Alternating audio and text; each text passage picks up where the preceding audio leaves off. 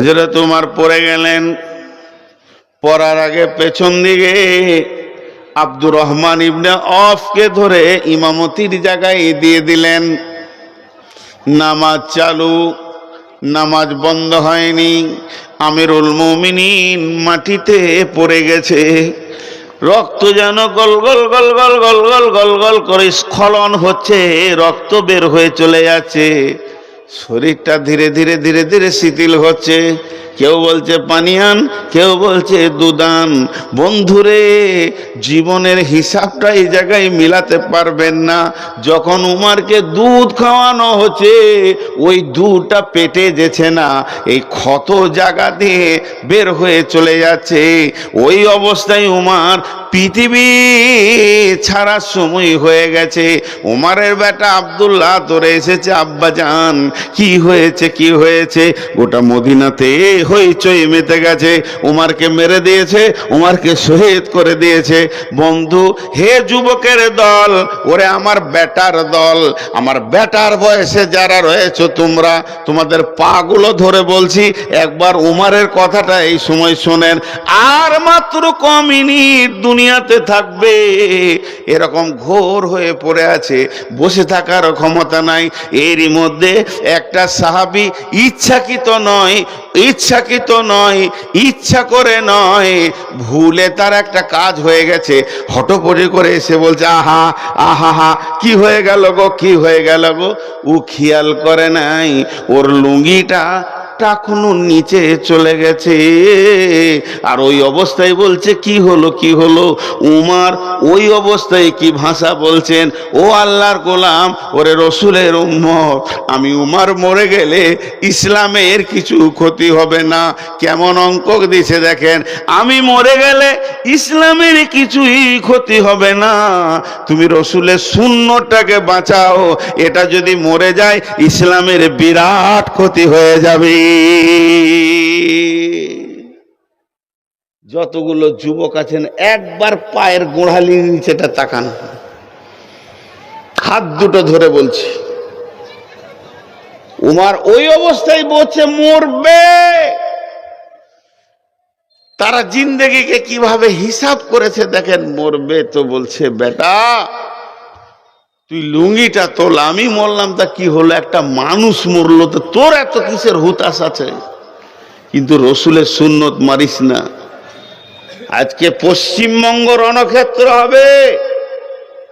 26শে ফেব্রুয়ারি 16 ফেব্রুয়ারির পর দেখবেন রক্তে লোহে লোহান হয়ে যাবে পশ্চিমবঙ্গ, কেউ রুখতে পারবে না। হে মুসলমান, সুন্নত কোথা গেল তোমার কাছ থেকে? এরপরের ঘটনাটা শুনেন। হেরা পড়ে আছে, বাঘের বাচ্চা বাঘ, সিংহের বাচ্চা সিংহ। উমারের বেটা এসে উমারের মাথায় হাত বুলাচ্ছে। আব্বু আব্বু, একটু তাকালো। কি বাবা, আপনি এত হতাশ কেন গো? আপনি তো চললেন আল্লাহর কাছে। শ্বশুর বাড়ি গেলে মানুষ আনন্দ হয়, খালার বাড়ি গেলে মানুষ আনন্দ হয়, নানার বাড়ি গেলে মানুষ আনন্দ হয়, বন্ধুর বাড়ি গেলে মানুষ হাসতে হাসতে টেনে চাপে আর যায়। আর আল্লাহর কাছে যাওয়ার সময় কেন এত কাঁচুমিচু? তোমার খুশি লাগছে না? তা অজি উমারের বেটা এত কথা বলেনি। উমারের বেটা বলছে, আব্বা আপনার তো আল্লাহর মোলাকাতের টাইম হয়ে গেছে, তো আপনি এত মায়ুস হচ্ছেন কেন? হযরত উমর চোখের পানি ছেড়ে দিয়ে বলছে, বেটা রে, তুই আমাকে কি চিনিস তুই বল? তুই এতটুকু জানিস আমি তোর মায়ের স্বামী, তাই তোর বাপ। কিন্তু তোর বাপের চরিত্র সম্পর্কে তোর কিছু জানা আছে কি? বেটা রে, আমাকে মরতে হবে এ বিষয়ে আমি কোনো চিন্তা করি না, শুধু চিন্তা করছি মরার পরে আমি যার কাছে চললাম ওর সামনে কেমন করে আমি দাঁড়াবো রে বেটা। এমন কোনো কাজ আমি করতে পারিনি যে কাজটার বদৌলতে আল্লাহর সামনে গিয়ে দাঁড়াবো। খুঁজে পেছি না বেটা। এই যাওয়ার আগে আমার আমলের ব্যাগে কোনো নেকি পেছি না, কোনো ভালো ব্যবহার পেছি না যে আমি আল্লাহর সামনে ওই নিয়ে দাঁড়াবো। এই ভয়ে আমি মাইয়ুস হচ্ছি। বেটা শোন, তোকে একটা কথা বলছি, তুই শোন। তুই আম্মা জান আয়েশার বাড়ি যা, বাড়িতে যাওয়ার পর সালাম দিবি। আম্মা জান আয়েশা পর্দায় আসবে।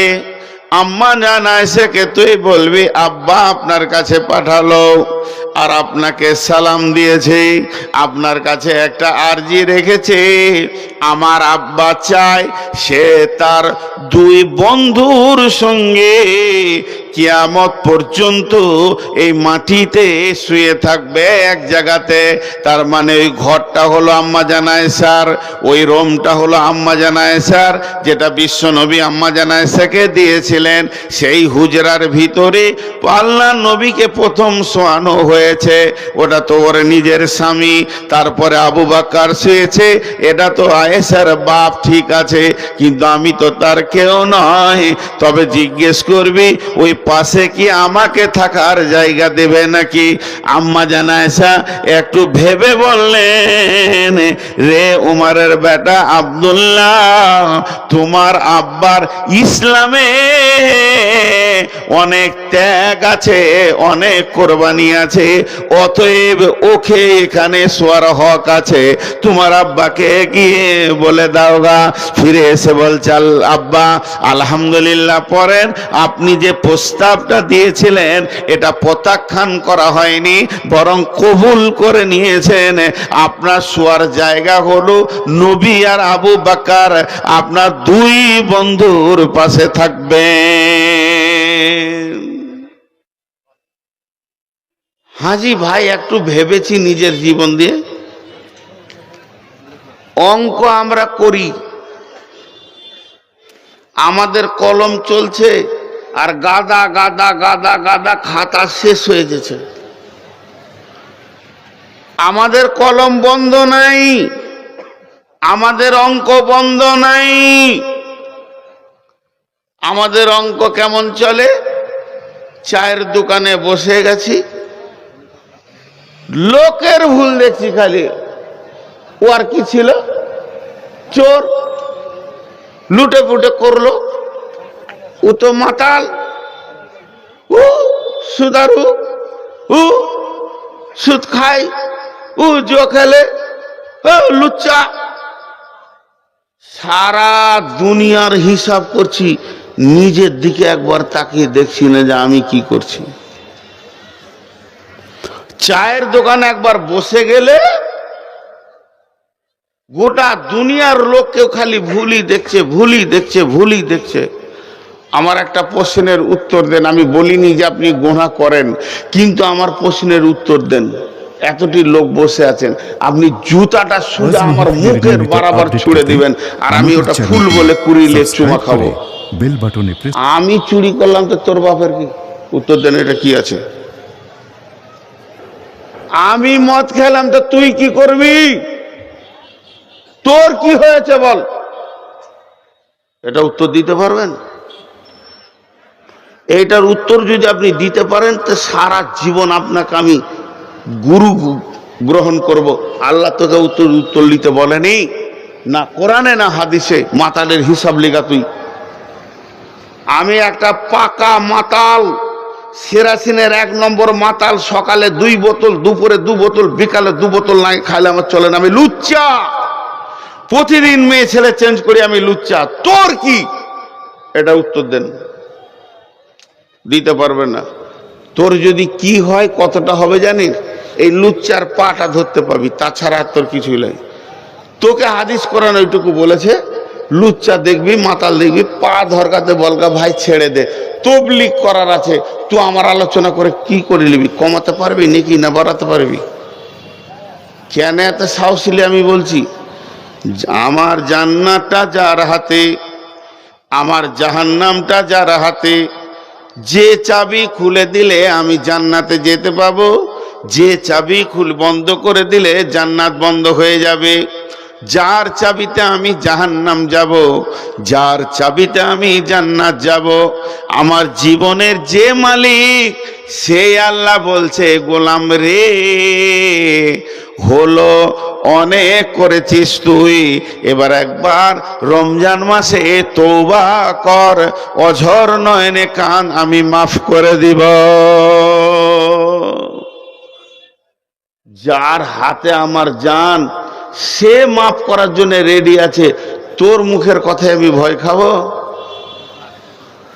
এই যে হিসাব, লোকের গোনার হিসাব, লোকের গোনার হিসাব, নিজের গোনার দিকে আমরা একবারও তাকাই না, নিজের গোনাটা আমরা খুঁজে পাই না। আমি তখন থেকে খালি হিসাবের উপরে কথা বলছি।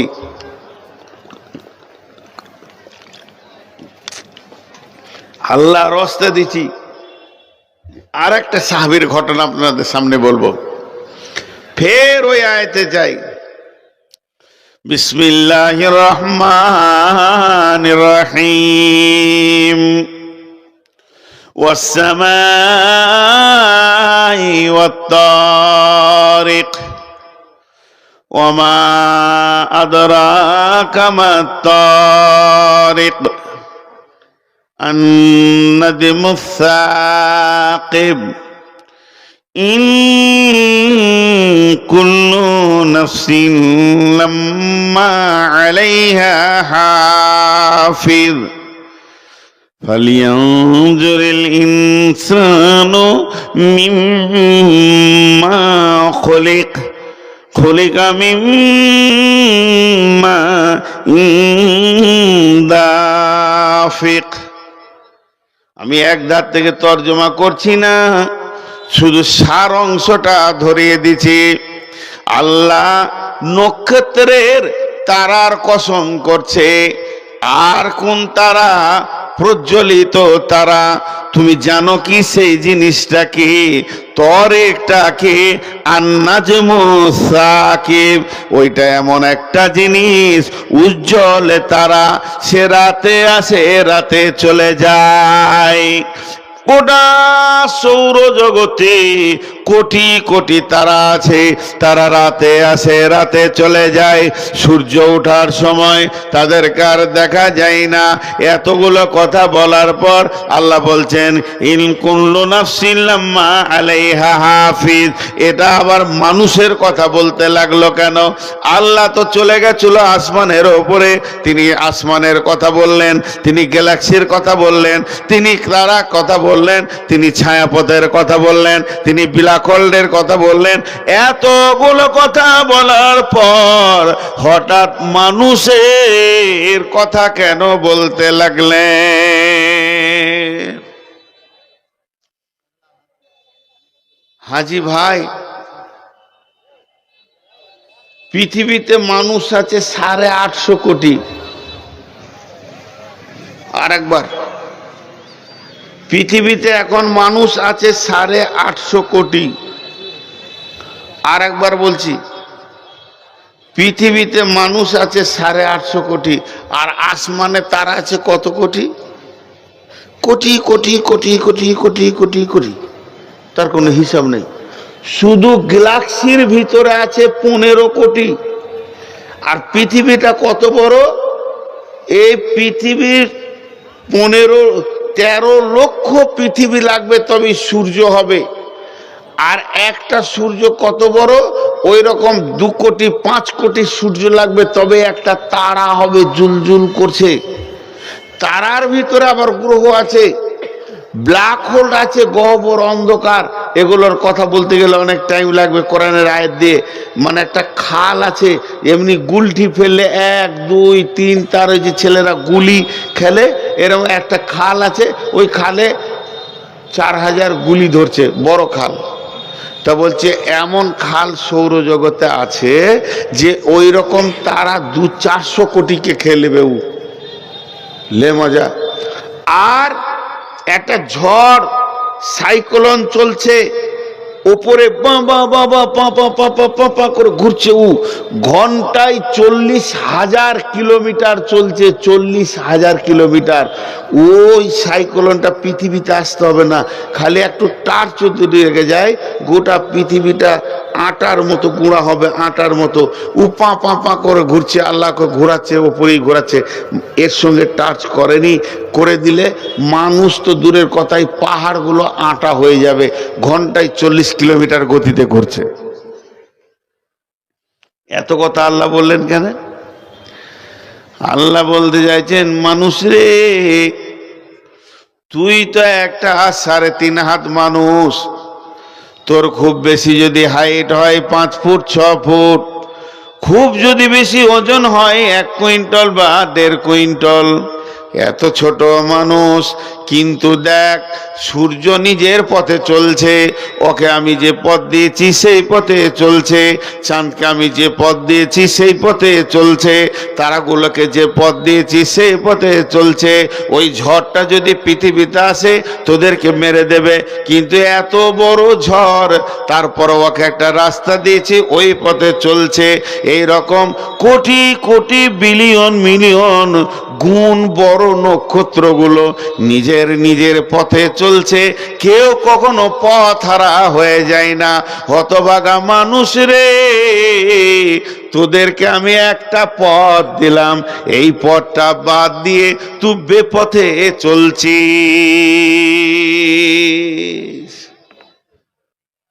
এত বড় সূর্য, পৃথিবীর 13 লক্ষ গুণ বড় সূর্য, সেও আমার দিয়া পথে চলছে, চাঁদ আমার দিয়া পথে চলছে, আর তুই ছোট একটা পুতলার মতো মানুষ, তোকে পথ দিলাম, তা ভালো লাগছে না? হিসাব কর, তুই কাগজ কলম নিয়ে বসে যা। তোকে দিন ভালো লাগছে না, তোকে পথ ভালো লাগছে না, গ্রহণ করতে মন যেছে না, যা মন যেছে তাই করছিস, আওয়ারা হয়ে গেছিস। শুনলেন? আপনি ভাবিয়েন না, আল্লাহ নবী মক্কায় এলেন আর মদিনায় এলেন, আর সাহাবীরা এক এক করে এসে আসসালামু আলাইকুম, আশহাদু আল্লা ইলাহা ইল্লাল্লাহ ওয়া আশহাদু আন্না মুহাম্মাদান আবদুহু ওয়া রাসূলুহু, এক এক এক এক এক এক এক এক করে কালেমা পড়ে নিয়েছে। এত আসান নয় বন্ধুরে। সাহাবীদের জীবনী একবার পড়ে দেখবেন, তারিখ পড়ে দেখবেন। কোন সাহাবী বলছেন, আমি নবীজিকে আমার বাড়ির দরজা থেকে 100 বার ঘুরিয়ে দিয়েছি, বেজ্জুতির সঙ্গে ঘুরিয়ে দিয়েছি, গর্দন ধাক্কা দিয়ে বের করে দিয়েছি। কোন সাহাবী বলছেন 20 বার ঘুরিয়ে দিয়েছি, কেউ বলেছে 50 বার ঘুরিয়ে দিয়েছি। বন্ধুরে আমার, বিশ্বনবী একজনের দরজায় 1 বার 2 বার 20 বার 50 বার গেছেন। শুধু তাই নয়, বেঈমান আবু জাহেল, বেঈমান আবু জাহেল, বেঈমান আবু জাহেলের দরজায় আল্লাহ নবী 450 বার গেছে, বেঈমানকে ঈমান মেলেনি। তাহলে কি মেহনত চলছে? এই সাহাবীদের জীবনীগুলো একটু পড়ে দেখবেন, তারা লোকের হিসাব বাদ দিয়ে নিজের হিসাবে বেশি গুরুত্ব দিতেন। ওয়াজ মাহফিলের নিয়মিত অনেক সাহাবীর জীবনী আছে, সাবস্ক্রাইব করে বেল বাটনে, ওটা আমি খেয়াল করছি। অনেক সাহাবীর জীবনী আছে, ধ্যান দেন আমার দিকে। বিছানাতে শুতে যাবে, বিছানাটাকে রেডি করে নেছে, বালিশটাকে রেডি করেছে, কম্বলটাকে রেডি করেছে। এবার শোয়ার আগে তসবিহ করতে লাগলো, দোয়া পড়লো, যেগুলো আছে সূরা মুলক পড়লো। সব যখন পড়া হলো, এবার অঙ্ক করতে বসলো। সকাল থেকে কি কি করেছি, কি কি করেছি, কাকে কি বলেছি, কাকে কি করেছি, এই বলতে বলতে, হ্যাঁ দেখ, ওকে 2টা কথা বলে দিলাম, ওটা না বললেও তো হতো। আজকে আমি 5টা শব্দ বেশি বলেছি, এটা না বললেও তো হতো। মাইয়াল ফিজুবিন কাউলিন ইল্লাল্লাহি রাকিবুনাতি, ওইটার লেগে তওবা করতো। কেউ কেউ সলাতুত তওবা পড়তো, কাঁদতো বিছানায়, আল্লাহ তুমি মাফ করে দাও, তারপরে শুতো। তাদের জীবনে কি আর আমাদের জীবনে কি? ভাইয়া, যতটি লোক বসে আছেন আর উঠিয়েন না। 5টা মিনিট টাইম দিচ্ছি আপনাদেরকে, উঠিয়েন না। 5টা মিনিট আল্লাহর রাস্তে উঠিয়েন না ভাই আমার। আপনারা উঠলে আমার মন খালি হয়ে গেছে। ছোট্ট করে একটা কথা বলি, এই করোনার ইনজেকশনটা যতগুলা ছেলে নিয়েছে এদের স্ট্রেংথ কমে গেছে জানেন। আগে জালসা বহু রাত হতো। সব থেকে আমি আমার জীবনে জালসা দেখেছি রাত 3টে 4টে